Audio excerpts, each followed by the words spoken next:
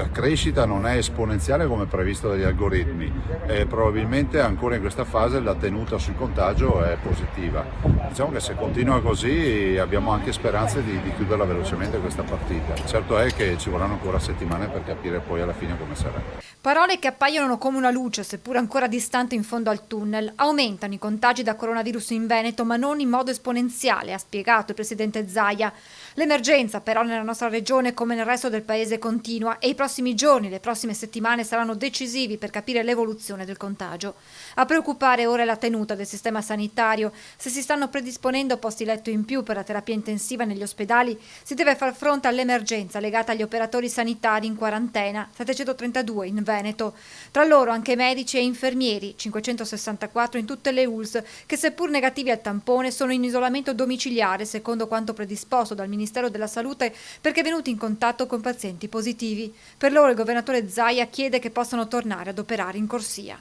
So che in queste ore stanno discutendo a Roma, spero che arrivi il benestare per poter, ovviamente con tutte le tutele del caso, garantendo che sia un tampone quotidiano a tutti coloro che sono negativi ma che hanno avuto dei contatti inevitabili con i pazienti, di poter tornare a lavorare.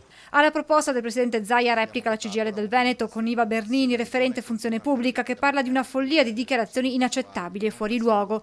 Giochiamo a capirci, spiega Bernini, o qui si rema insieme per affrontare l'emergenza con senso di responsabilità e sobrietà anche rispetto alla comunicazione e alle procedure, o diversamente qui salta tutto.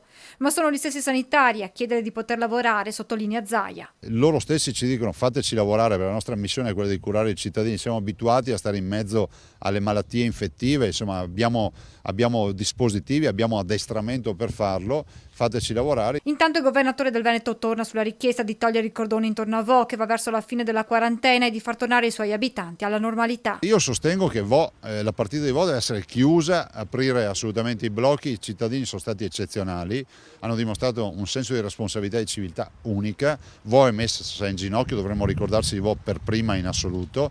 Vo paga il conto di una comunità che ha avuto un isolamento fiduciario da subito, pensando, ipotizzando che ci fosse solo un focolaio in Veneto e che quindi fosse quello di Vo.